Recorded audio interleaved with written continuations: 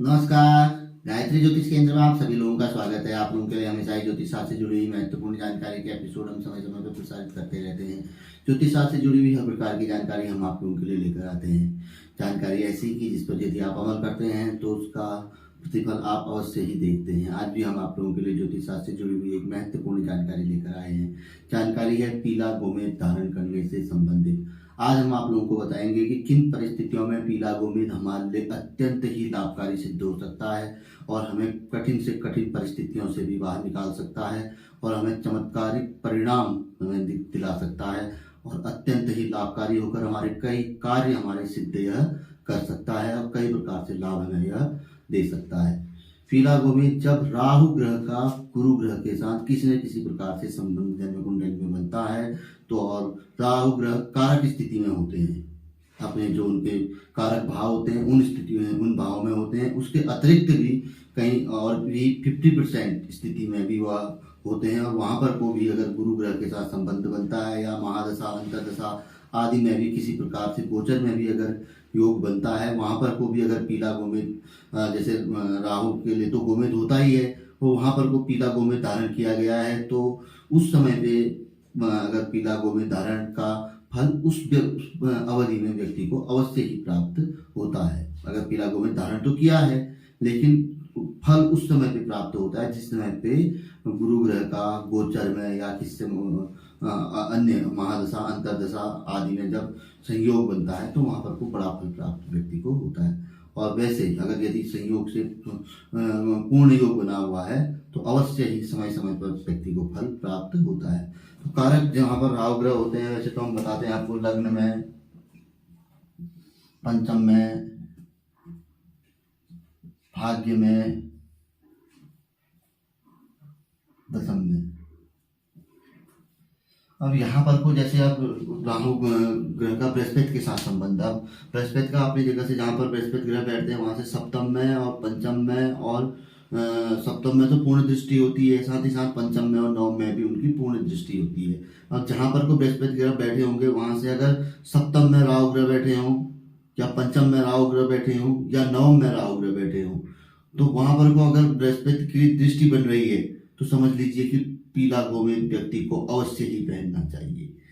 इसके अतिरिक्त राहु ग्रह यदि तीसरे भाव में बैठे हों, यहाँ पर कोई पराक्रम भाव, ये भी राहु ग्रह के अनुकूल भाव होता है, तीसरा भाव, यहाँ पर को भी अगर राहु ग्रह बैठे हैं तो यहाँ पर को भी अगर बृहस्पति की किसी न किसी तरीके से दृष्टि बन रही है, पंचम दृष्टि, सप्तम दृष्टि, नवम दृष्टि, तो बिल्कुल आप व्यक्ति ने पीला गोमेद धारण करना चाहिए। अत्यंत ही लाभकारी होता है। देखिए लोग खिलौनी गोमेद पहनते हैं, फायदा मिलता है उससे, बहुत अच्छा फायदा मिलता है, लेकिन पीला गोमेद किन लोगों ने पहनना चाहिए कि उन लोगों के लिए जहां पर को बृहस्पति का अच्छा संबंध बन रहा है, ठीक ठाक बन रहा है तो आप व्यक्ति को बहुत अच्छा लाभ मिल सकता है। अगर राहु कारक बन रहे हैं, महादशा चल रही है, अंतरदशा चल रही है और राहु कहीं ना कहीं ठीक स्थिति में है, राहु से संबंधित व्यापार आदि सब कुछ है, उनसे संबंधित कार्य क्षेत्र है तो अवश्य ही।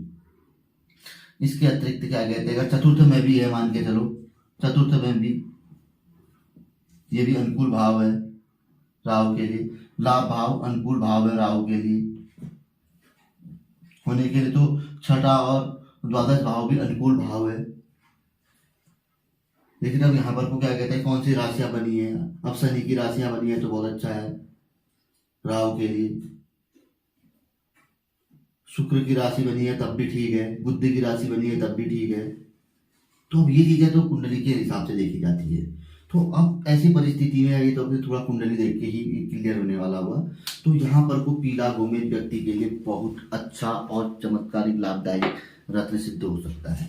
लोग पहनते हैं, बहुत से लोग पहनते हैं और बहुत अच्छा परिणाम उन्होंने हासिल किया हुआ है, बहुत अच्छी ग्रोथ की है उन्होंने, लोग विदेश तक घूम के आ चुके हैं इन रत्नों को पहन के, क्या कहते हैं, जबकि उन्होंने उम्मीद नहीं की थी कि कंपनी की ओर से जाएंगे करके, कल्पनाएं नहीं की थी लोगों ने, लेकिन रत्न करा देते हैं ना, मार के खोल देते हैं रत्न, क्या कहते हैं ना, व्यक्ति के अंदर मतलब जोश भर देते हैं, कहते हैं कुछ सोच बदल देते हैं, कुछ विचार बदल देते हैं, मेंटेलिटी बदल देते हैं, मार के खोल देते हैं, कई चीजें हैं, लाभ देते हैं ये तो करने पे बात है, क्या कहते हैं।